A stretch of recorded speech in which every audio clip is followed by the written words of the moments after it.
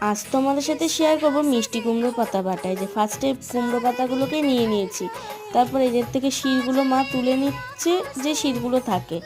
আর এই যে কুচি কুচি করে নিয়েছি, তারপর আর এতে লাগবে হচ্ছে লঙ্কা, রসুন আর পেঁয়াজ কুচি। দেন কড়াইয়ের মধ্যে এই যে পাতাগুলো দিয়ে দেবো, দেবো হচ্ছে রসুন আর লঙ্কাগুলো, তারপর অল্প পরিমাণে জল দিয়ে লবণ আর হলুদ দিয়ে এটা হচ্ছে সেদ্ধ করতে বসিয়ে দেবো। পাতাটা একটু মজে আসলেই শিলনোড়ায় নামিয়ে নেব। তাই দেন এই যে লঙ্কা, রসুন আর পাতার সাথে লবণ আর কালো জিরে দিয়ে বেটে নেব ভালো করে।